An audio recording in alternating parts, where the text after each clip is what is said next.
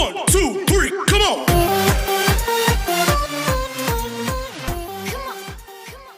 चलिए, good morning, कैसे आप लोग। तो देखिए, आज का जो क्वेश्चन है अपना सेकंड नंबर का क्वेश्चन है। एक क्वेश्चन मैंने आपको ऑलरेडी पढ़ा दिया है। उसके बाद ये क्वेश्चंस मैंने आपको पहले सेंड किया था कि मैंने बोला था कि सब लोग इसको पहले करके देखिए अपने लेवल पे। गलत होगा तो भी चलेगा, नहीं समझा तो भी चलेगा, बट करके देखिए। बहुत सारे लोगों ने ट्राई किया बट बहुत सारे लोगों ने ट्राई नहीं किया। वही क्वेश्चंस आज अपन डिस्कस करने वाले जो मैंने आपको ऑलरेडी सेंड किया था। वीडियो देखने के पहले ये क्वेश्चंस आपके कॉपी में नोट डाउन होना चाहिए। अगर से आपके कॉपी में नोट डाउन है तो ये वीडियो देखिए, नहीं होगा तो उसको पहले नोट डाउन कीजिए, क्वेश्चंस को अपने कॉपी में नोट डाउन कीजिए, उसके बाद ये वीडियो को कंटिन्यू कीजिए। अदरवाइज ये आपको समझेगा नहीं तो मैं यहाँ पे जो पढ़ रहा हूँ वो आपको समझ में नहीं आएगा कि सर कहाँ से पढ़ रहे करके, ठीक है। तो ये जो क्वेश्चन आपको पहले मैंने सेंड किया था या अभी ये वीडियो के लिंक में भी आएगा, डिस्क्रिप्शन में भी आपको क्वेश्चन दिया रहेगा, तो वहाँ से भी आप उस क्वेश्चन को लिख सकते हो। तो पहले अपने कॉपी में क्वेश्चन को लिखिए, उसके बाद इसको आगे कंटिन्यू करना, ठीक है। उसके बाद अपन ने पढ़ा था पहले बेसिक से स्टार्ट करता हूँ एक बार। बेसिक अपन ने पढ़ा था, तो बेसिक में अपन ने देखा था कि सबसे पहले डिसोल्यूशन का मीनिंग क्या होता है, उसके बाद एंट्री क्या होता है, एंट्री का सीक्वेंस क्या होता है। मैंने आपको एक बार सीक्वेंस लिख के दिया था, तो सारी चीज़ें पहले उसको पढ़ लीजिए। सीक्वेंस में आपको एक बार बता देता हूँ कि कौन कौन सी एंट्री होती है। तो पहली एंट्री होती है बेटा सीक्वेंस में असेट ट्रांसफर करने की। सेकंड एंट्री होती है outside liability transfer. Next entry होती है आपकी RTD transfer, loss transfer, profit transfer, उसके बाद general reserve, partners loan, payments of partner loan, उसके बाद असेट सोल्ड, नेक्स्ट है assets taken over by partner, उसके बाद liability paid by partners, dissolution expenses paid, और फिर प्रॉफिट और लॉस, रियलाइजेशन को प्रॉफिट होगा या तो लॉस होगा। ये अपना सीक्वेंस था। सीक्वेंस आपके पास लिखा है, तो चलो उसी बेसिक्स के आधार पर अपन ये क्वेश्चंस करने वाले हैं। तो सबसे पहले जो क्वेश्चन है मैंने आपको सेंड किया था उसको देखिए अपनी कॉपी में, मैं यहाँ से पढ़ रहा हूँ। तो देखिए क्वेश्चन है बेटा आपका, the following was the balance sheets of Messrs Rohan and Sohan as on 31 March 2012। अभी आपको बैलेंस शीट दिया है रोहन और सोहन। देखो मैं ये पूरा कंप्लीट प्रॉब्लम नहीं करा रहा हूँ, इसके बस मैं कुछ दिनों तक एंट्रीज कराऊंगा, उसके बाद अपन इसको आगे लेजर में कन्वर्ट करेंगे। तो देखिए सबसे पहले following is the balance sheet of Messrs Rohan and Sohan as on 31 March 2012। तो आपको क्वेश्चंस में दिया है कि रोहन और सोहन एक पार्टनर है और उनका बैलेंस शीट आपको दिया 31 मार्च 2012 के अकॉर्डिंग। तो देखिए सबसे पहले बैलेंस शीट में दो साइड है, एक बेटा आपकी लायबिलिटी साइड और एक आपकी असेट साइड। तो लायबिलिटी में देखिए सबसे पहले वहाँ पे देखिए अपनी कॉपी में देखिए कैपिटल है बेटा रोहन का, सोहन का, capital of Rohan, capital of Sohan. उसके बाद है बिल्स पेबल, फिर नेक्स्ट है आउटस्टैंडिंग एक्सपेंसेस, नेक्स्ट है क्रेडिटर्स। असेट साइड में आपको गिवन है building 7,500, machinery 15,000, furniture 15,000, investment 5,000, stock है 12,500, डेटस है 3,500, ये आपको दिया है। एडजस्टमेंट्स आपको दिया है, the firm was dissolve on 31 March 2012 and you are inform that, आपको इन्फॉर्म किया कि क्या क्या उसमें दिया है। First adjustment is Rohan took over the investment at ₹4,600। Adjustment number 1, adjustment number 1 में बोला है बेटा Rohan took over investment. Took का मतलब लेना, टुक का मतलब क्या होता है लेना। अभी जो रोहन है, रोहन कौन है, रोहन पार्टनर है, Rohan took over the investment of ₹4,600। तो रोहन जो इन्वेस्टमेंट का जो वैल्यू है, बुक वैल्यू कितना दिख रहा है इन्वेस्टमेंट का, तो देखिए बुक वैल्यू कितना है 5,000, बट वो इन्वेस्टमेंट कितने में लेके जा रहा है 4,600 में। Taken over, assets taken over by partner. ये एडजस्टमेंट अपन बाद में देखेंगे, लेकिन पहले वो देखो कि क्या बोला उसने, पहले समझो उसको। Rohan took over the investment at ₹4,600। उसके बाद second the realisation were, realisation का मतलब असेट सोल्ड, क्या उसने बेचा, तो देखिए स्टॉक है ₹12,250, डेटा से 3,750, मशीनरी है 14,000, बिल्डिंग है 7,000। उसके बाद third Sohan agree to take over the furniture at ₹14,000 and, यहाँ पे देखिए एंड वर्ड है, इंपॉर्टेंट है क्योंकि इसी में बहुत सारे लोगों ने गलती किया और मुझे 100% पता है कि सब लोगों का गलत है। देखिए Sohan agree to take over the furniture at ₹14,000, Sohan furniture लेके जा रहा है 14,000 में, बट एंड के बाद सेंटेंस अलग है, उसके पहले का सेंटेंस अलग है, जहां पे एंड वर्ड आया वहां पे रुक जाने का। And to meet the bills payable, इसका मतलब क्या होता है मैं आपको थोड़ी देर में समझाता हूँ। Last one is the creditors were paid off discount of ₹150। तो जो डिस्काउंट क्रेडिटर्स है उसको हमने 150 पे क्या किया, डिस्काउंट पे पे किया। इसका मतलब क्या था मैं आपको समझाता हूँ धीरे धीरे। तो सबसे पहले हमारी जो एंट्री थी, सीक्वेंस जो हमारा था वो सीक्वेंस के अकॉर्डिंग देखेंगे अपन। तो सीक्वेंस में सबसे पहले एंट्री थे बेटा अपने पास, तो सीक्वेंस में सबसे पहले आप लोग एंट्री करेंगे असेट्स ट्रांसफर। सीक्वेंस भूलने का नहीं, बाकी सब भूल जाने का। तो सीक्वेंस में सबसे पहले एंट्री क्या होती है, असेट्स ट्रांसफर। तो सबसे पहले असेट ट्रांसफर की एंट्री करेंगे, उसके बाद देखेंगे सेकंड सीक्वेंस असेट ट्रांसफर की। देखिए सबसे पहले असेट्स ट्रांसफर में पूरी की पूरी असेट्स आती है, ऑल रियल असेट, लेकिन चार चीजों के अलावा। जो चार चीजें मैंने आपको समझाई थी, सबसे पहले कैश इन हैंड नहीं आता, कैश एट बैंक, उसके बाद profit and loss account, RDD. अगर से 4 चीजें आएगी तो ये असेट ट्रांसफर में नहीं आता। कौन कौन सी नहीं आती? कैश इन हैंड, ये पहला हो गया। दूसरा कैश एट बैंक, ये सेकेंड नंबर का हो गया। उसके बाद next one is profit and loss account, और उसके बाद आरडीडी। ऐसी 4 चीजें अगर से आपको असेट्स में दिखेगी तो इसको ट्रांसफर नहीं करते, ये रियल असेट्स नहीं है। क्लियर इतना?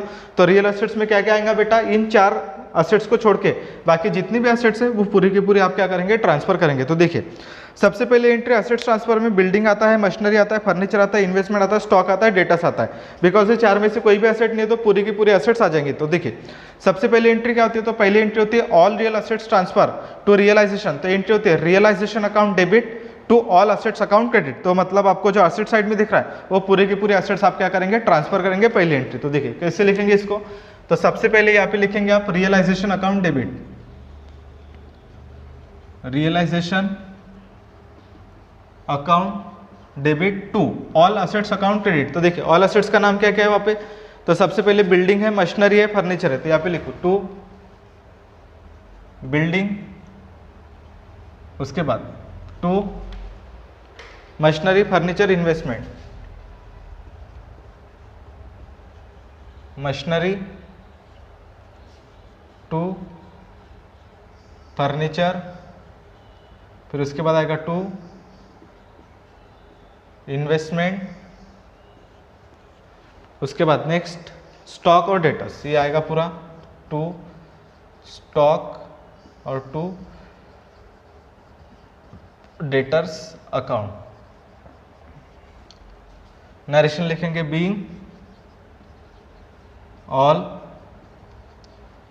Real assets transfer to realisation account. आप पूरा लिख लेंगे। तो पहली एंट्री होगी बेटा आपके पूरे, तो पहली एंट्री में पूरी एसेट ट्रांसफर होगी। सबसे पहले बिल्डिंग भी आएगा, मशीनरी आएगा, क्योंकि बिल्डिंग को आप बेच सकते हैं, machinery furniture investment stock debtors, पूरी के पूरे एसेट्स आएंगे। बिल्डिंग मशीनरी फर्नीचर स्टॉक, उसके बाद डेटर्स, ये पूरे की पूरी एसेट्स ट्रांसफर होगी। तो देखिए सबसे पहले उसके अमाउंट क्रेडिट साइड में आएगा, तो यहाँ पे लिखेंगे 7,500, उसके बाद 15,000 दोनों का अमाउंट है, तो यहाँ पे आएगा 15,000, यहाँ पर भी आएगा 15,000। उसके बाद नेक्स्ट है आपका 5,000, और उसके बाद नेक्स्ट है आपका 12,500, और लास्ट वन इज 3,500। तो इसका जो टोटल होता है वो टोटल है आपका, टोटल कीजिए इसका, तो टोटल आएगा आपका 30, 35, 45। तो टोटल आप लोग कर लेंगे, ठीक है, टोटल आप लोग कर लेना यहाँ पे, इसका टोटल यहाँ पे आ जाएगा आपका पूरा। तो देखिए सबसे पहले आप क्या करेंगे? पूरी की पूरी एसेट्स ट्रांसफर। तो एसेट ट्रांसफर की एंट्री क्या होती है? तो एसेट्स ट्रांसफर की एंट्री सबसे पहले आएंगी realisation account debit to building machinery furniture investment stock और डेटर। तो एंट्री होगी आपकी being all real assets transfer to realisation account, पूरी की पूरी एसेट्स का टोटल यहाँ पे करेंगे, तो यहाँ पे टोटल आ जाएगा। सेकंड एंट्री होगी outside liability paid, sorry outside liability transfer. तो यहाँ पे जो सेकंड एंट्री होगी बेटा वो होगी आउटसाइड लाइबिलिटी ट्रांसफर। तो outside liability transfer, internal liability को छोड़ के बाकी जितनी भी लाइबिलिटीज है वो सभी के सभी आप क्या करेंगे? ट्रांसफर करेंगे। तो आउटसाइड लाइबिलिटी में देखिए क्या क्या आएगा? तो आउटसाइड लाइबिलिटी में आता है बिल्स पेबल आता है, आउटस्टैंडिंग एक्सपेंस आता है और क्रेडिटर्स आता है। तो ये 3 चीजें जो है, क्योंकि कैपिटल हमारी इंटरनल लाइबिलिटी है, तो कैपिटल के अलावा बाकी जितनी भी एसेट्स है वो काय में आएंगे? आउटसाइड लाइबिलिटी में आएंगे। तो देखिए सबसे पहले बिल्स पेबल भी आउटस्टैंडिंग लाइबिलिटी है, उसके बाद आउटस्टैंडिंग एक्सपेंसेस और बाद में क्रेडिटर्स, ये आउटसाइड लाइबिलिटी है। तो सबसे पहले तीनों एंट्री ट्रांसफर करेंगे, तो क्या एंट्री होगी आउटसाइड लाइबिलिटी ट्रांसफर के? तो आउटसाइड लाइबिलिटी ट्रांसफर की एंट्री होती है, तो यहाँ पे आप लिखेंगे आउटसाइड मतलब external liability bills payable account debit, next है आपका outstanding expenses account debit, outstanding expenses account debit, फिर उसके बाद आएगा creditors account debit to realisation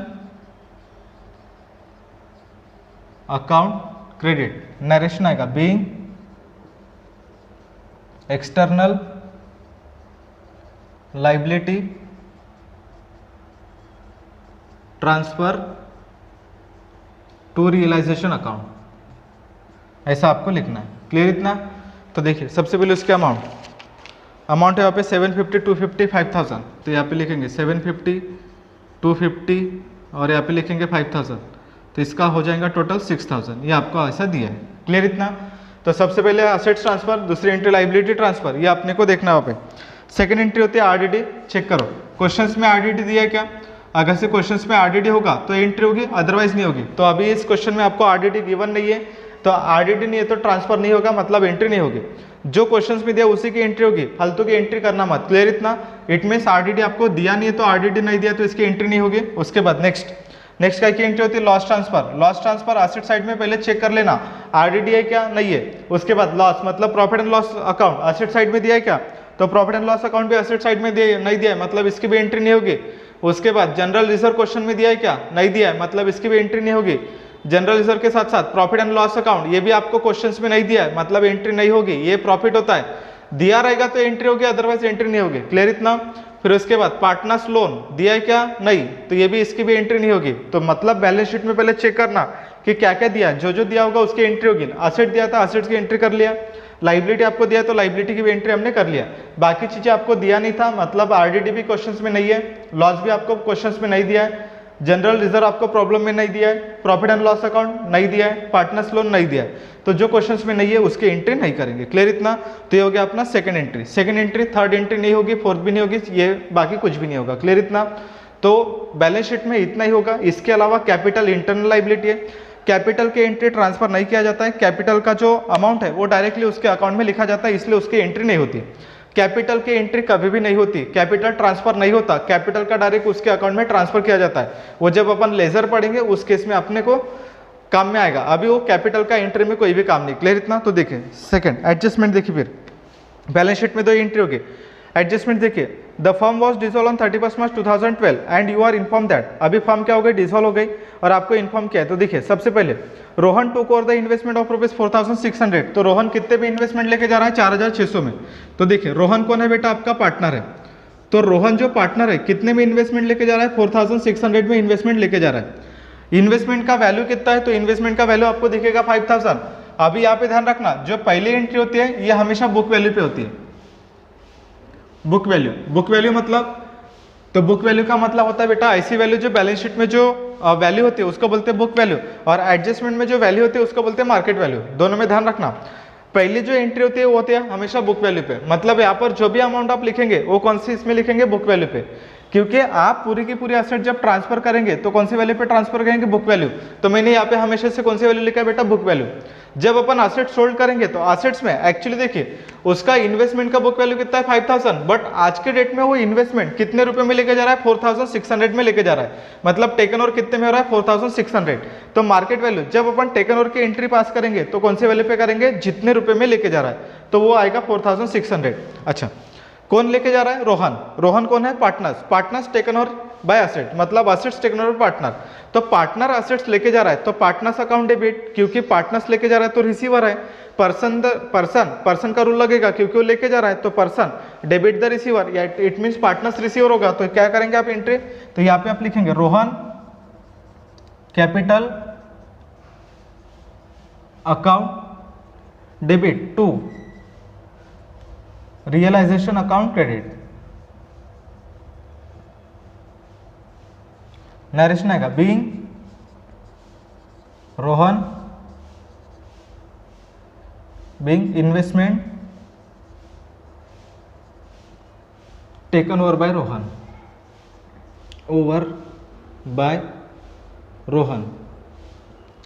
amount आएगा 4600 और यहाँ पर भी आप लिखेंगे 4600 दोनों साइड। क्लियर इतना? तो होगी आपकी second entry, assets taken over by partner. तो ध्यान रखो इसको, बरोबर ध्यान रखना उसको। उसके बाद देखो नेक्स्ट है आपका द रियलाइजेशन वेयर। तो सबसे पहले स्टॉक है 12250, डेटस रियलाइजेशन मतलब सेल करना, डेटस है 3750, मतलब डेटस से पैसा मिला है, मशीनरी बेच के 14000 मिला है और बिल्डिंग बेच के 7000 मिला है। रियलाइजेशन मतलब वसूली, पैसा मिल रहा है। तो सबसे पहले स्टॉक बेच के पैसा मिल रहा है 12250, डेटस है 3750, मशीनरी है 14000 और फिर लास्ट में आपका बिल्डिंग है 7000। तो देखिए सबसे पहले मैंने असेट सोल्ड किया, तो असेट सोल्ड में देखिए क्या क्या मैंने सोल्ड किया। तो सबसे पहले स्टॉक मैंने बेचा है, तो स्टॉक का अमाउंट है आपका 12250, यहाँ पे लिखेंगे 12250। उसके बाद नेक्स्ट है आपका डेटस, तो डेटस भी मैंने आपको बेचा है, तो डेटस कितने आपके डेटा से आपके 3750, तो यहाँ पे लिखेंगे 3750। उसके बाद नेक्स्ट है आपका मशीनरी, मशीनरी कितना है 14,000, तो यहाँ पे लिखेंगे 14,000। उसके बाद नेक्स्ट है आपका बिल्डिंग, बिल्डिंग है आपका 7,000, तो बिल्डिंग 7,000। तो टोटल कीजिए इतना, तो 250, ये हो जाएगा आपका 1,000, ये 1 2 5, उसके बाद 9 10 17 1, उसके बाद 3 37,000। तो टोटल एसेट्स कितने में रियलाइज किया आपने 37,000। तो देखिए एसेट्स सोल्ड की एंट्री क्या होगी, एसेट्स बेचा पैसा आएगा तो cash oblique bank account debit to realisation account credit, आपके पास लिखा होगा। तो जितनी भी आपने एसेट बेचा है, तो एसेट्स कितनी बेचा आपने 37,000 रुपीज की, तो 37,000 रुपीज के एसेट्स आपने सेल आउट किया है, तो 37,000 की एंट्री। तो वहां पे देखो पहले जब आप एंट्री ट्रांसफर करते हो तो आपको पूरे एसेट्स लिखना पड़ता है कि आपने कौन कौन से एसेट्स ट्रांसफर करिए, लेकिन जब आप यहाँ पे एंट्री पास करेंगे सेल की, तो सेल की एंट्री में अपने को एक एक एसेट नहीं लिखना पड़ता, वहां पे पूरी की पूरी एसेट का टोटल करके एक साथ लिखना पड़ता है। यानी जब आप एंट्री पास करेंगे एसेट सोल्ड की, तो एसेट सोल्ड की एंट्री क्या होगी बेटा, तो यहाँ पे एसेट सोल्ड की एंट्री होगी cash oblique bank account debit to realisation account credit. Narration आएगा इसका बीइंग असेट्स सोल्ड, और अमाउंट लिखेंगे आप 37,000, और यहाँ पर भी लिखेंगे 37,000। जो आपने एसेट बेचा है वही आपको अमाउंट वहाँ पे नोट डाउन करना पड़ेगा, 37,000 37,000। क्लियर इतना। तो ये आपको सबसे पहले क्या है, cash oblique bank account debit to realisation account credit 37,000 37,000 being asset sold, तो ये वाली असेट सोल्ड की एंट्री होगी। उसके बाद देखो next, Sohan agree to take over the furniture at ₹14,000। तो सोहन कितने में फर्नीचर लेके जा रहा है 14,000 में। तो जैसे रोहन ने इन्वेस्टमेंट लेके गया था 4,600 में, तो वैसे सोहन क्या लेके जा रहा है फर्नीचर, कितने में लेके जा रहा है बेटा, वो उसका अमाउंट है 14,000। तो यहाँ पे कौन लेके जा रहा है, सोहन। सोहन पार्टनर है, पार्टनर है तो क्या करेंगे डेबिट, क्योंकि वो रिसीवर है। तो यहाँ पे आप लिखेंगे Sohan account debit to realisation account credit, realisation account credit. Narration आएगा being furniture taken over by Sohan.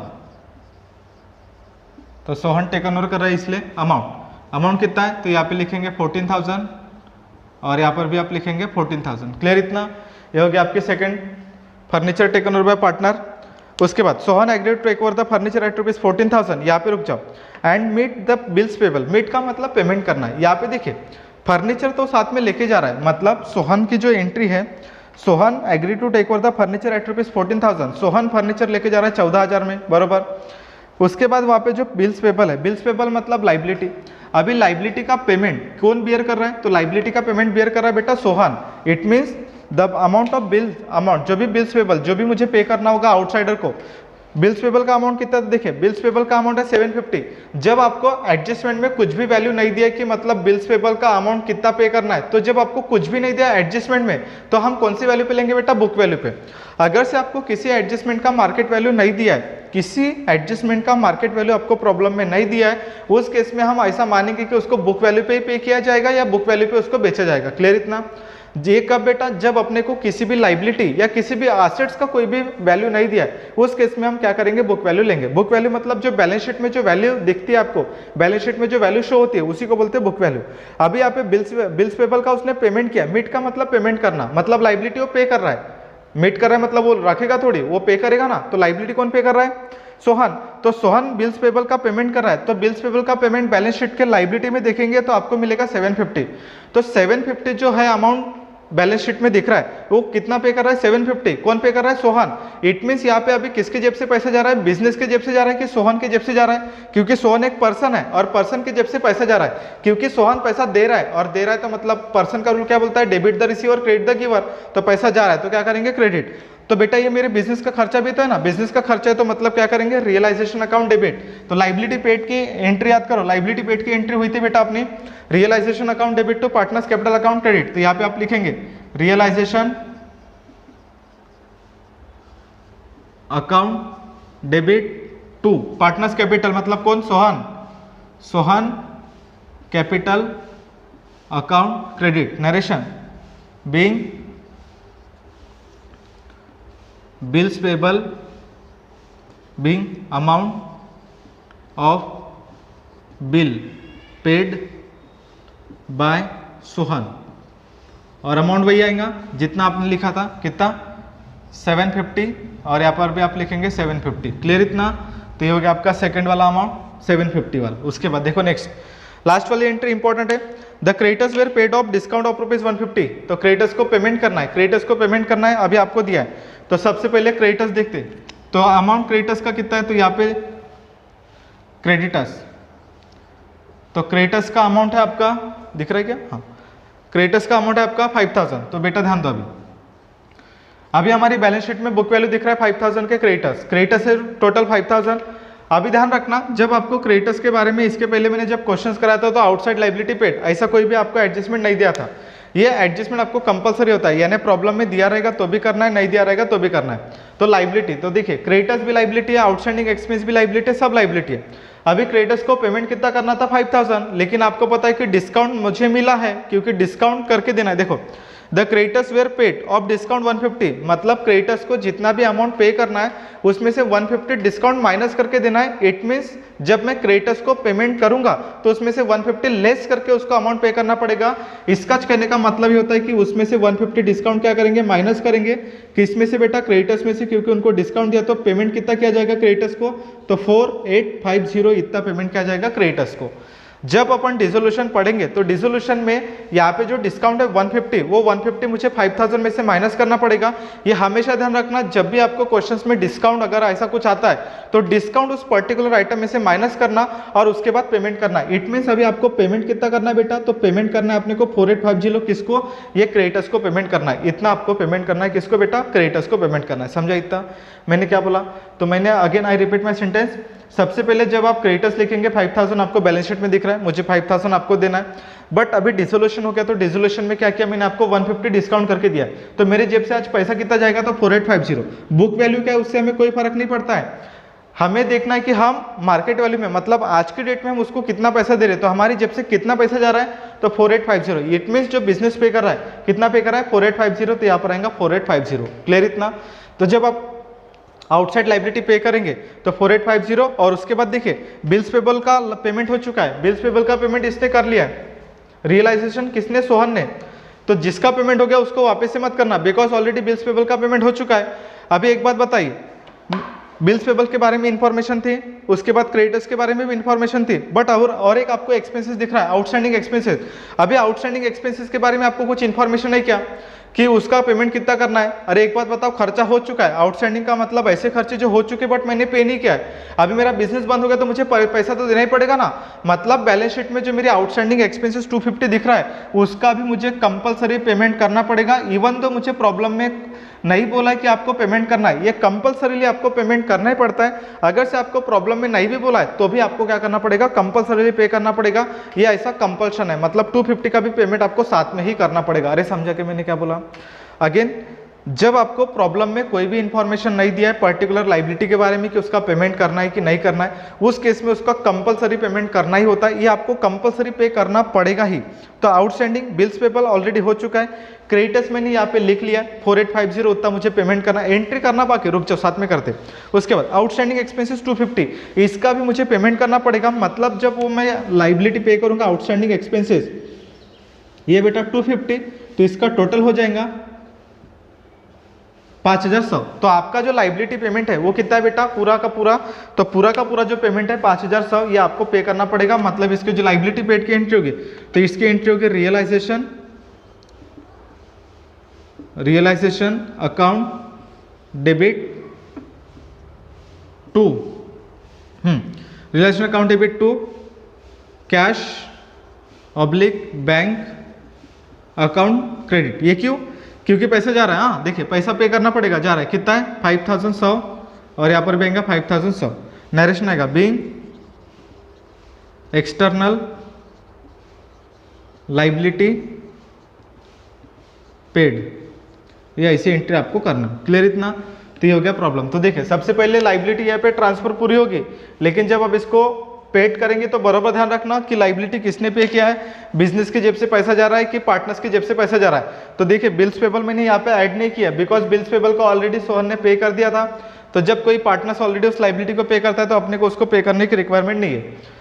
उसके बाद अपन ने पढ़ता realisation account debit to cash, ये लाइबिलिटी पेड, तो लाइबिलिटी पेड की एंट्री आएगी 5100। अगेन ध्यान दो इधर, जब आप क्रेडिटर्स का कितना है बेटा 5000, तो क्रेडिटर्स है आपके 5000, क्रेडिटर्स में से 150 आपको डिस्काउंट माइनस करना है, तो 150 डिस्काउंट माइनस करके जो भी अमाउंट बचेगा उसमें से 4850 प्लस आउटस्टैंडिंग एक्सपेंसेस।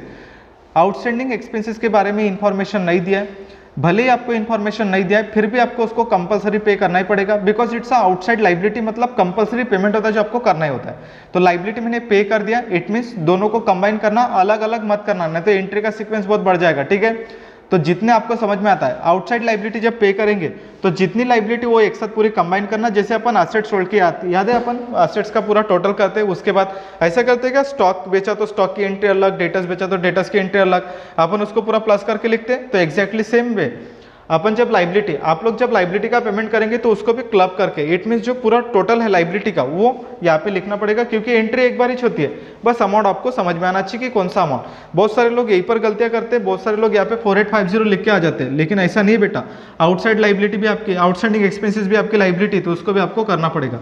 इसको स्टार मार्क करना कि 5000 कैसे आया, तो 48 पहले तो मैंने डिस्काउंट माइनस किया, डिस्काउंट की यहाँ पे एंट्री होती नहीं क्योंकि हम डिसोल्यूशन करेंगे, तो ध्यान दीजिए 5000 मुझे पेमेंट करना था, क्रेडिटर्स को मेरी लाइबिलिटी है, अभी मुझे पेमेंट करना है 4850, तो मुझे बचा कितना, मतलब 150 मेरे लिए इनकम है, तो डिस्काउंट मिला है तो इनकम है। तो बेटा एक बात बताओ, यहाँ पे हम प्रॉफिट एंड लॉस अकाउंट बना रहे कि डिसोल्यूशन का अकाउंट बना रहे, डिसोल्यूशन मतलब बिजनेस बंद हो रहा है, तो बिजनेस बंद हो रहा है तो प्रॉफिट कहाँ पे दिखाऊं, मतलब जो 150 हो मैं कहाँ पे दिखाऊंगा, उसका तो वैसे भी रिलेवेंस है नहीं, तो कोई भी डिस्काउंट की डिसोल्यूशन में एंट्री होती नहीं क्योंकि बिजनेस बंद हो रहा है, तो बिजनेस बंद हो रहा है तो उसका एंट्री करके मतलब नहीं। क्लियर इतना, इसकी एंट्री जो अगर हमारा बिजनेस कंटिन्यू होता तो ये 150 हमारी इनकम होती, तो इनकम जाती है प्रॉफिट एंड लॉस अकाउंट के क्रेडिट साइड में, बट यहाँ पे ऐसा कुछ भी नहीं है बिकॉज ये हमारा एक्सपेंसेस डिसोल्यूशन है, तो डिसोल्यूशन में डिस्काउंट की ऐसी कोई भी एंट्री पास नहीं होती है, बट डिस्काउंट माइनस होता है, ये ध्यान रखने का। समझ में आ गया, क्लियर इतना, तो ये हो गया क्वेश्चंस।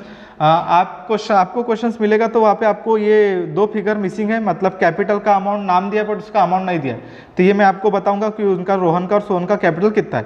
क्लियर इतना, बाकी उसका अभी काम तो नहीं था इसलिए मैंने बताया नहीं स्टार्टिंग में, बट जितना काम का था मैंने आपको सब बता दिया। क्लियर इतना, अभी इसको एक बार देख लीजिए और उसको अच्छे से सुनिए और उसके बाद आप खुद से करके देखिए, जो दोनों क्वेश्चंस मैंने आपको करके दिया है बेटा आप उसको खुद से करके देखिए तो ही जाके इसकी प्रैक्टिस होगी। क्लियर इतना, उसके बाद अपन मिलेंगे नेक्स्ट वीडियो में, बहुत जल्द अपन 3rd क्वेश्चंस करने वाले, लेकिन उसके पहले 2 क्वेश्चंस अच्छे से कर लीजिए और उसके बाद अभी मैं आपसे एक से फीडबैक लेने वाला हूँ। क्लियर इतना, तीसरा क्वेश्चन आने के पहले मैं आपको पर्सनली कॉल करके आपसे फीडबैक लेने वाला हूँ कि आप लोगों ने किया कि नहीं किया। क्लियर इतना, तो मिलेंगे अपन बहुत जल्द नेक्स्ट टाइम में। Thank you so much, thank you.